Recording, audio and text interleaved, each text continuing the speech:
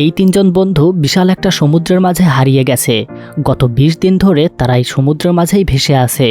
তাদের কাছে কোনো খাবার বা পানি কোনো কিছুই নেই। প্রচণ্ড তৃষ্ণার কারণে তাদের মধ্য থেকে একজন প্রস্রাব করে নিজেই নিজের প্রস্রাব খেতে থাকে।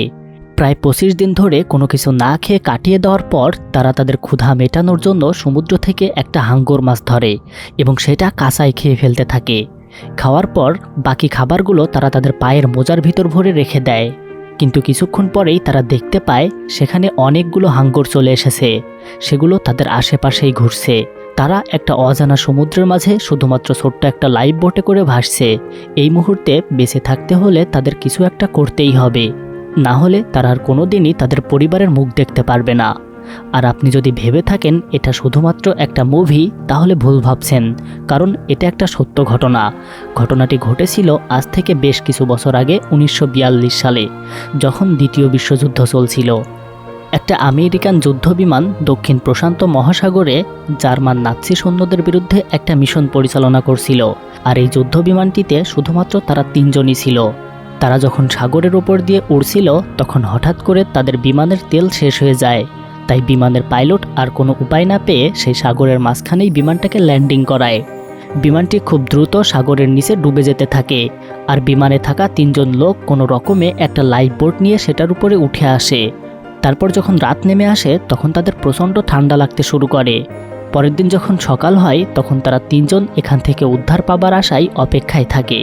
তাদের তিনজনের একজন ছিল পাইলট ডিকসন, আরেকজন বোমা নিক্ষেপকারী টনি এবং তৃতীয়জন রেডিওম্যান জেন।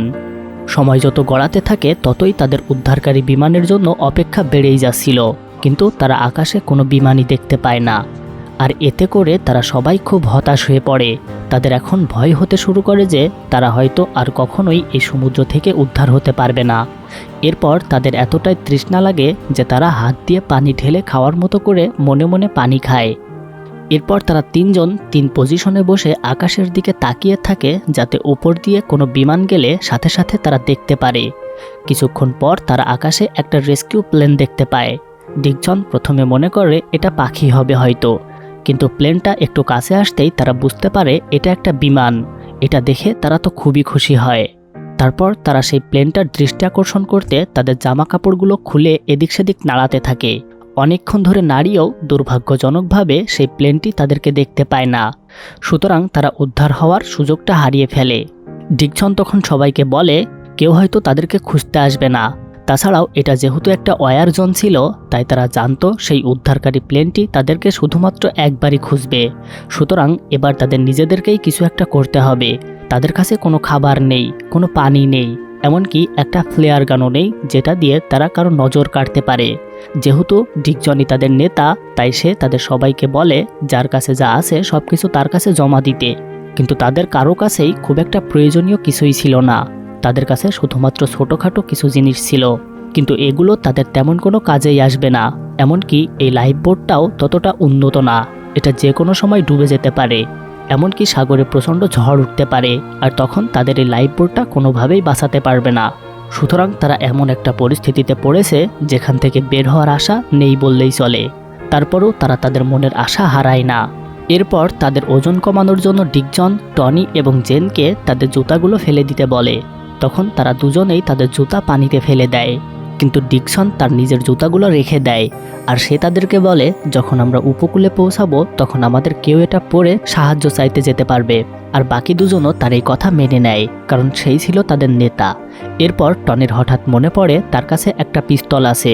এটা দেখে তারা সবাই খুশি হয়, কারণ পরে হয়তো এটা তাদের অনেক উপকারে আসবে। তারপর তারা দুইজন গল্প করতে শুরু করে আর ডিকজন ঘুমিয়ে থাকে। আর এভাবেই সমুদ্রে তাদের একদিন পার হয়ে যায়। কিন্তু রাতের বেলা জেন দেখতে পায় ডিকজন আসলে তার সেই জুতাটা ব্যবহার করছে অন্য একটা কাজে। সে সেটাতে প্রস্রাব করে নিজেই সেটা পান করছে। কিন্তু জেনের এটা দেখে কেমন হতে শুরু করে, তাই সে অন্যদিকে ঘুরে ঘুমিয়ে পড়ে। পরদিন সকালে ঘুম থেকে উঠে জেন ডিকজনের কাছে জিজ্ঞেস করে আমরা এখন কোথায় আছি। তখন ডিকজন তাদেরকে বলে উত্তরে ১৯০ মাইল গেলে হাওয়াই দ্বীপ পাওয়া যাবে, দক্ষিণে ১০০০ মাইল গেলে সামোয়া, আর পূর্বে ৬০০০ মাইল যাওয়ার পর সাউথ আমেরিকা পাওয়া যাবে। এটা শুনে তারা দুইজন অনেক হতাশ হয়ে পড়ে, কারণ ১০০০ মাইল বা ৬০০০ মাইল পথ পাড়ি দেওয়া তাদের পক্ষে সম্ভব হবে না। আর এটা পাড়ি দিতে হয়তো বেশ কয়েক মাসও লেগে যেতে পারে, কারণ তারা এখানে কোনোভাবেই নড়ছে না। এদিকে সকালে ঘুম থেকে উঠে তারা সবাই ক্ষুধার্ত ছিল। তখন হঠাৎ জেন তাদেরকে বলে তারা যদি সমুদ্র থেকে মাছ ধরতে পারে তাহলে তাদের খাবার সমস্যার সমাধান হয়ে যাবে। কিন্তু তাদের কাছে মাছ ধরার মতো কোনো ইকুইপমেন্ট ছিল না। বড়শি অথবা জাল ছাড়া তারা কিভাবে মাছ ধরবে সেটা কেউই বুঝতে পারছিল না। এরপর তারা অনেক চিন্তা ভাবনা করে একটা পদ্ধতি বের করে। তারা একটা সুতা দিয়ে আর পিস্তলের স্প্রিং ব্যবহার করে মোটামুটি একটা বড়শির মতো বানিয়ে ফেলে, আর টোপ হিসেবে ব্যবহার করে একটা লাল কাপড়ের অংশ। প্রপার বড়শির মতো না হলেও এটা দিয়ে কোনো রকমে কাজ চালানো যাবে। তারপর জেন সেটাকে সাগরে ছুঁড়ে ফেলে মাছ আসার অপেক্ষা করতে থাকে। তারা তিনজনই নিশ্চিতভাবে জানে এটাতে কখনো মাছ বাঁধবে না, কারণ টোপ বাদে মাছ সেখানে কি খেতে আসবে। তারপরও সেটা সাগরে ফেলে মনের আশা নিয়ে জেন সেখানে বসে থাকে। কিন্তু হঠাৎ করে জেন বুঝতে পারে সেটাতে একটা মাছ বেঁধেছে। তখন তারা দুইজন মিলে সেটা টান দিতেই দড়িটা ছিঁড়ে যায়। জেন তখন বলে মাছটা হয়তো আমাদের ছাড়াও বেশি ক্ষুধার্ত। দড়িটা ছিঁড়ে যাওয়াতে তাদের শেষ আশাটাও নিভে গেল। এখন তাদের বসে থাকা ছাড়া আর কিছুই করার নেই। এদিকে সূর্য যতই মাথার উপরে উঠতে থাকে ততই তাদের ক্ষুধা আর তৃষ্ণা বাড়তে থাকে। বসে থেকে থেকে জেন বিরক্ত হয়ে গিয়েছিল। রোদের তাপে তার আর কিছুই ভালো লাগছিল না। তখন সে হঠাৎ করে সমুদ্রে ঝাঁপ দিয়ে দেয়। তার ঝাঁপ দেওয়া দেখে টনিও সমুদ্রে ঝাঁপ দিতে যাচ্ছিল, কিন্তু তখন ডিকসন বলে ওঠে সমুদ্রের পানিতে বড় বড় হাঙ্গর থাকতে পারে, তাই এভাবে গোসল করা আমাদের মোটেও উচিত হবে না। টনি যখন এটা জেনকে বলে তখন সে বুঝতে পারে সে বড় একটা ভুল করে ফেলেছে। তাই সে দ্রুত বোটের কাছে ফিরে আসতে শুরু করে। আর এবারে তার ভাগ্য ভালো থাকায় সে বোটে ভালোভাবে ফিরে আসতে পারে। আর এভাবেই তাদের সেখানে 5 দিন কেটে যায়। তারা সবাই ক্ষুধার্ত ছিল, কারণ গত 5 দিন ধরে তারা একদমই না খেয়ে আছে। এমনকি তারা এক ফোঁটা পানি পর্যন্ত পান করেনি। এক সময় টনি তৃষ্ণার যন্ত্রণা সহ্য করতে না পেরে সে সমুদ্রের লবণাক্ত পানি খেতে যায়, কিন্তু ডিকসন তাকে থামায়, কারণ সমুদ্রের লবণাক্ত পানি খেলে তার শরীরে ডিহাইড্রেশন হতে পারে, আর তখন সে অসুস্থ হয়ে পড়বে, এমনকি মারাও যেতে পারে। তখন আর টনি সেই পানি খায় না। এদিকে তাদের কাছে যেহেতু কোনো ম্যাপ ছিল না, তাই তারা জানতো না এই মুহূর্তে তারা সমুদ্রের ঠিক কোথায় আছে। কিন্তু তখনই ডিকসনের মনে পড়ে তার কাছে একটা পেন্সিল আছে। তারপর সেটা দিয়ে তারা অনুমান করে মোটামুটি সমুদ্রে তাদের একটা লোকেশন আঁকার চেষ্টা করে। আর ডিকসন ম্যাপটা আঁকছিল লাইফবোটের একটা অংশে, তাই এই ম্যাপটা শুধুমাত্র ডিকসন বাদে অন্য দুজন খুব একটা বুঝতে পারছিল না। কিন্তু শুধুমাত্র ম্যাপ তৈরি করলেই হবে না, এখান থেকে তাদেরকে বের হতে হবে, আর বের হওয়ার জন্য তাদের সামনে এগোতে হবে। কিন্তু তারা ভেসে থাকা ছাড়া একটুও দূরে এগিয়ে যাচ্ছিল না। তাই তখন ডিকসন একটা প্ল্যান তৈরি করে। তারা লাইফবোটের একটা অংশ দিয়ে একটা নোঙর মতো তৈরি করে, যেটা দিয়ে তারা কিছুটা দ্রুত সামনে এগোতে থাকবে। আর এটা বানানো শেষ হলে তারা সেটাকে সমুদ্রের পানিতে ফেলে দেয়। সমুদ্রের নিচে স্রোতের কারণে সত্যি সত্যি এটা ভালো কাজ করতে থাকে। কিন্তু এখন তাদের প্রধান সমস্যা হচ্ছে পানির সমস্যা। তারা গত 6 দিন ধরে কিছুই খায়নি। পানির তৃষ্ণায় তাদের বুক ফেটে যাচ্ছিল। তাই তারা বৃষ্টি নেমে আসার জন্য সৃষ্টিকর্তার কাছে প্রার্থনা করতে শুরু করে। কিন্তু ডিকসন তখন তাদেরকে বলে, আমি আমার পুরো জীবনে একদিনও চার্চে যাইনি, তাই আমি সম্ভবত এটার যোগ্য না। তারপরও সে প্রার্থনা করে। প্রার্থনা করা শেষ হলে তারা গানে গানে বৃষ্টি চাইতে থাকে এবং সময় কাটানোর জন্য কিছুটা এনজয় করতে থাকে। এরপর রাত নেমে আসে, আর টনি ঘুমিয়ে গেলে সে দুঃস্বপ্ন দেখতে শুরু করে। আর এটা দেখে তার ঘুম ভেঙে গেলে সে হঠাৎ দেখতে পায় 2-1 ফোঁটা করে বৃষ্টি পড়ছে। সে তখন সবাইকে জাগিয়ে তোলে। তখন সত্যিই আকাশ থেকে বৃষ্টি নামে, আর তারা মন ভরে বৃষ্টির পানি খায়। বৃষ্টি দেখে তারা চিৎকার করে মজা করতে শুরু করে, আর বিভিন্ন জায়গায় বৃষ্টির পানি জমিয়ে রাখে। বিধাতা হয়তো তাদের কথা সত্যিই শুনেছিল। পানির সমস্যা সমাধান হয়, কিন্তু এখন খাবারেরও প্রয়োজন। এভাবে না খেয়ে থাকলে 2 দিন পর তারা এমনিতেই মারা যাবে। এদিকে জেন বেশ কয়েকদিন ধরেই বড়শি ফেলে বসে আছে, কিন্তু তার বড়শিতে এখন পর্যন্ত কোনো মাছ ধরা পড়েনি। আর এতে জেন খুব রেগে যায়। তাই সে পকেট থেকে তার ছুরিটা বের করে পানিতে বারবার আঘাত করতে থাকে। আর তখনই একটা মজার জিনিস ঘটে। তার চাকুটা গিয়ে লাগে একটা ছোট্ট হাঙ্গর মাছের গায়ে। তখন সেই হাঙ্গরটা পানি থেকে লাফ দিয়ে একদম টনির গায়ের ওপর এসে পড়ে। এরপর তারা 3 জন মিলে কোনো রকমে সেই মাছটাকে মেরে ফেলতে পারে। তারপর তারা মাছটাকে সুন্দর করে কেটে টুকরো টুকরো করে, আর সেই টুকরোগুলো কেটে খুব মজা করে কাঁচাই খেতে শুরু করে। খাওয়ার পর বাকি অংশটা তারা নিজেদের পায়ের মোজার ভিতরে ভরে রেখে দেয়।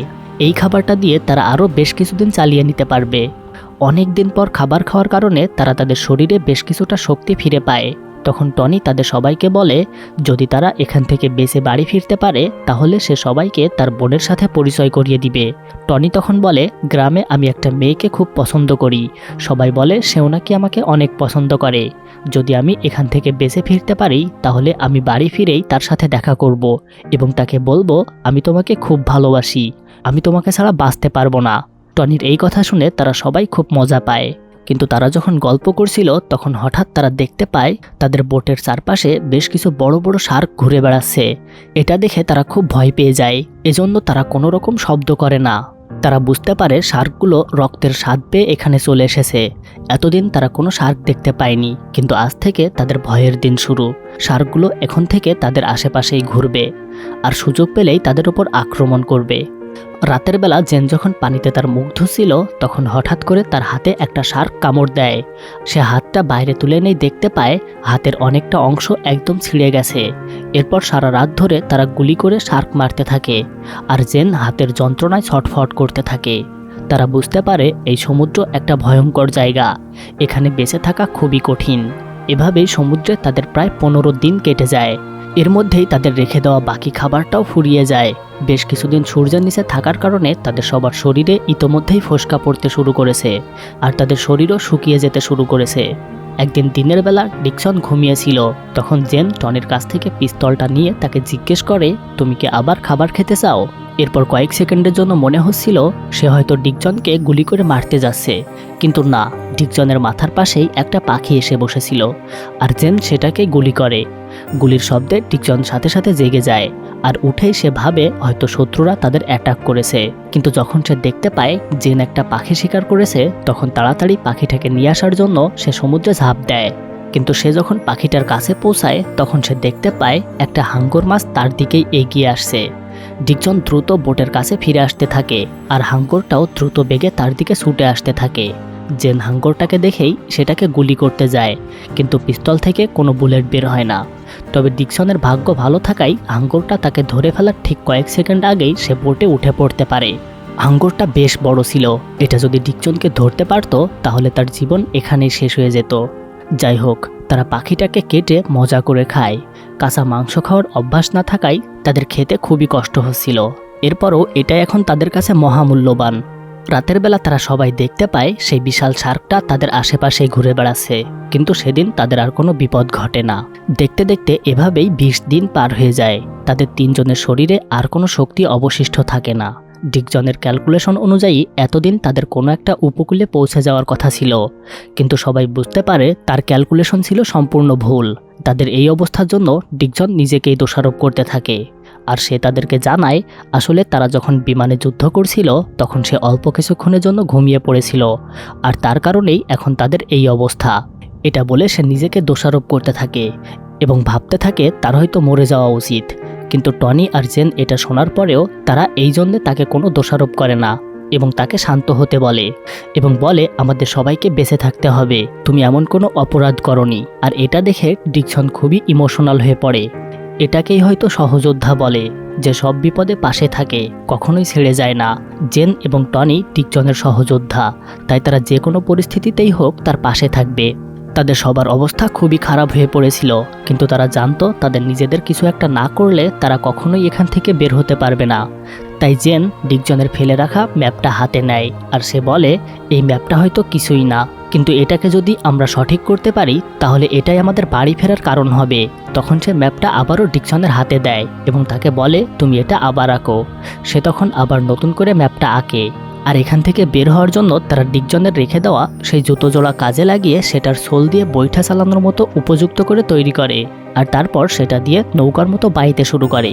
আর এটাতে দারুণ কাজ হয়, তারা সুন্দর করে সামনে এগোতে শুরু করে আর এভাবেই সমুদ্রে ভাসতে ভাসতে তাদের 30 দিন কেটে যায়। কিন্তু এতদিনেও তারা কোনো দ্বীপ বা উপকূলের দেখা পায় না। সূর্যের তাপে আর প্রচণ্ড রোদে তাদের সবার শরীরের চামড়ায় একদম ফোসকা পড়ে গেছে আর এই পর্যায়ে তাদের খুব কষ্ট হতে থাকে। আর অনেক দিন পানি না খাওয়ার কারণে তাদের খুব পিপাসাও লাগে।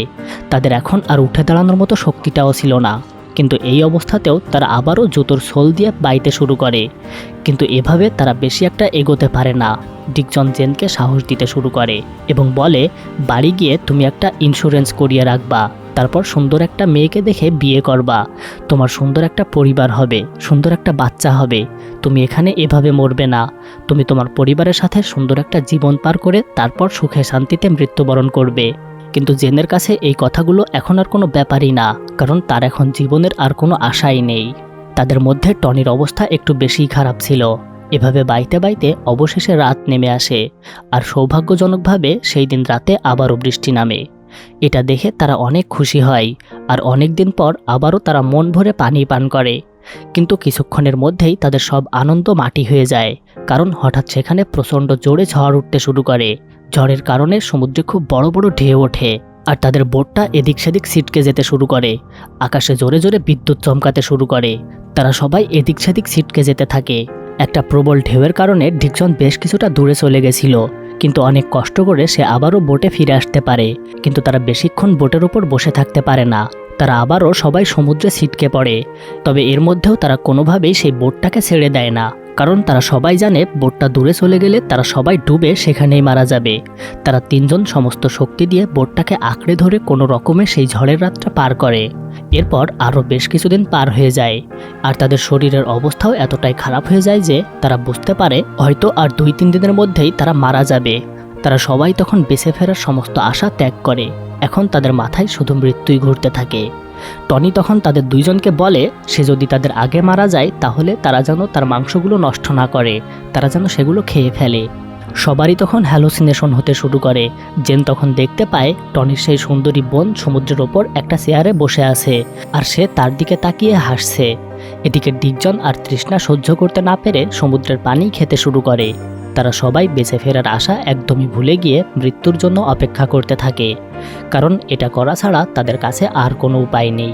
জেন তখন দূরে তাকিয়ে এই সবই ভাবছিল, কিন্তু হঠাৎ তখনই সে দূরে একটা দ্বীপের মতো দেখতে পায়। সে ভাবে হয়তো তার হ্যালোসিনেশন হচ্ছে, কিন্তু সবাই যখন একসাথে দ্বীপটাকে দেখতে পায় তারা বুঝতে পারে সত্যি সত্যি তারা কোনো একটা দ্বীপে চলে এসেছে। তখন তারা সবাই আনন্দে একে অপরকে জড়িয়ে ধরে কাঁদতে থাকে। তারা হাত দিয়ে বোটটাকে দ্বীপের কাছে নিয়ে যাওয়ার চেষ্টা করে, আর তখনই একটা বড় ঢেউ এসে তাদের বোটটাকে একদম দ্বীপে নিয়ে গিয়ে ফেলে। তারা অনেক কষ্ট করে বালির উপর উঠে আসে, আর সেখানেই সবাই ক্লান্ত হয়ে শুয়ে পড়ে। তারপর তারা সেখানে একটা ঘর দেখতে পায়। তারা বুঝে যায় এটা শুধুমাত্র একটা দ্বীপ না, এখানে মানব বসতিও আছে। সমুদ্রের বালির ওপরে তারা বেশ কিছু পায়ের ছাপও দেখতে পায়। তারা ফাইনালি বেঁচে ফিরেছে। তখন তারা তিনজনেই আনন্দ আর ক্লান্তিতে কাঁদতে শুরু করে। অনেক কষ্টে উঠে তারা তিনজন ধীরে ধীরে সেই ঘরটার দিকে যেতে শুরু করে। হ্যালো বন্ধুরা, এই মুভিটা একটা সত্যি ঘটনার উপর ভিত্তি করে নির্মিত। এই হচ্ছে বেঁচে ফেরা সেই আসল 3 ব্যক্তি। এর কিছুদিন পরে সরকারের পক্ষ থেকে তাদের পুরস্কৃত করা হয়, আর টনি সত্যি সত্যি তার পছন্দের সেই মেয়ে ফ্রান্সিসকে বিয়ে করে।